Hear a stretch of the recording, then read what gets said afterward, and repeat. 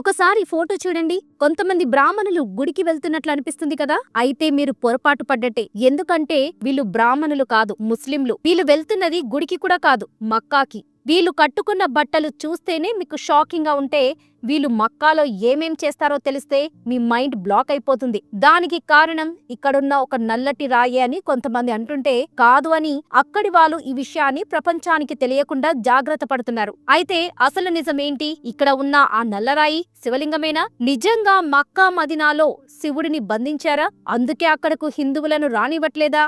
కాబా ఒకప్పుడు శివాలయమా? వేల సంవత్సరాల క్రితమే ఉన్న దేవతా విగ్రహాలు ఇప్పుడు ఏమయ్యాయి అనే నమ్మలేని విషయాలను ఈ వీడియోలో తెలుసుకుందాం. సో వీడియోని ఎక్కడా స్కిప్ చేయకుండా చూడండి.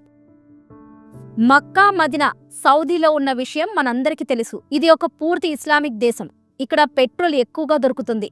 అందుకే ఇది ప్రపంచంలోని రిచెస్ట్ కంట్రీలలో ఒకటి. ఇక్కడ ప్రసిద్ధి చెందిన 2 సిటీలు ఉన్నాయి.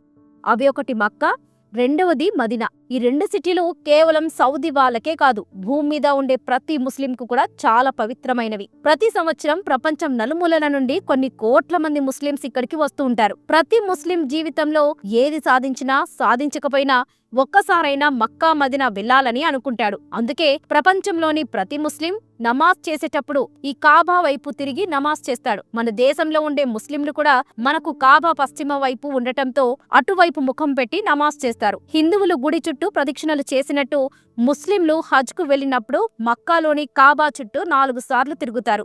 దీని వీరు తావాహు అంటారు. మొహమ్మద్ ప్రవక్త సమాధి కూడా మదీనాలోనే ఉంది.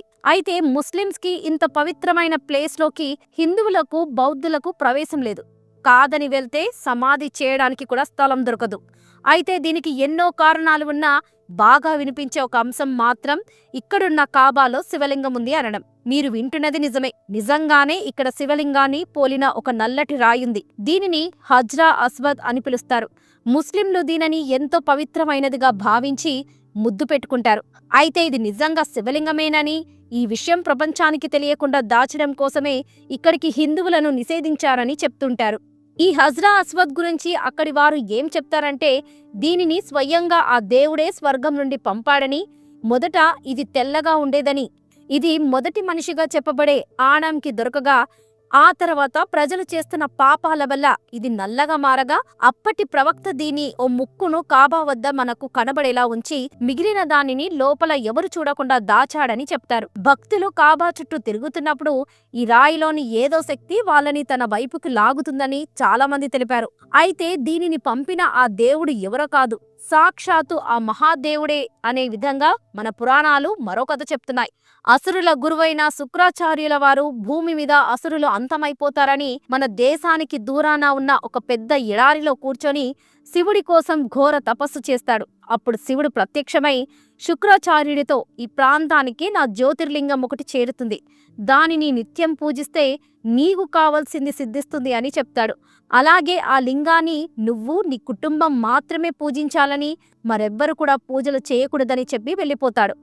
అలా ఆయన వెళ్ళగానే ఒక తెల్లటి జ్యోతిర్లింగం ఆకాశాన్ని చీల్చుకుంటూ వచ్చి ఆ ప్రాంతంలో పడింది.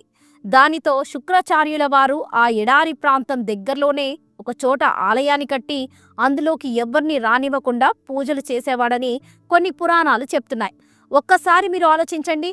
ఆకాశం నుండి లింగం రావడం, అది ఎడారి ప్రాంతం అవ్వడం, అక్కడి ఆలయంలోకి బయట వారిని రానికపోవడం, ఇవన్నీ చూస్తుంటే దీనికి మక్కాకి ఏదో సంబంధం ఉన్నట్లుంది కదా.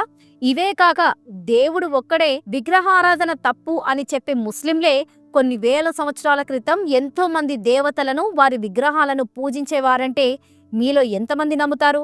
కానీ ఇదే నిజం. మొహమ్మద్ ప్రవక్త కన్నా ముందున్న కొంతమంది ప్రవక్తులు మక్కాలో కొన్ని రకాల దేవత విగ్రహాలను పెట్టి వాటికి పూజలు చేసేవారు. ఒక్కసారి ఫోటో చూడండి. ఈ దేవత పేరు మనాత్. చేతిలో కత్తి లాంటిది ఏదో పట్టుకొని కింద సింహంతో ఉన్న ఈవిడిని చూస్తుంటే మీకు సాక్షాత్తు అమ్మవారిని చూసినట్లు లేదు? అప్పటిలో ఇలాంటి 360 దేవత విగ్రహాలు మక్కాలో ఉండి పూజలు అందుకునేవి.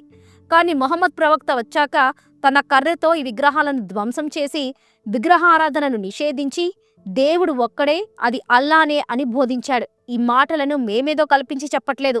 బ్రదర్ సిరాజ్ గారే ఒక వీడియోలో ఈ విషయాన్ని తెలిపారు.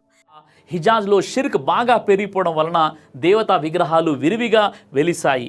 ఇక సోషల్ మీడియాలో వైరల్ అవుతున్న ఈ విషయానికి వస్తే అందులో 0.1% కూడా నిజం లేదు. శంకరుని మూడో కన్ను తెరిస్తే భూమి మీద ప్రళయం వస్తుందని హిందూ ధర్మాన్ని నమ్మే ప్రతి ఒక్కరికి తెలుసు. అలాంటప్పుడు ఎవరైనా మహాశివుడిని బంధించి ఉంచగలుగుతారా?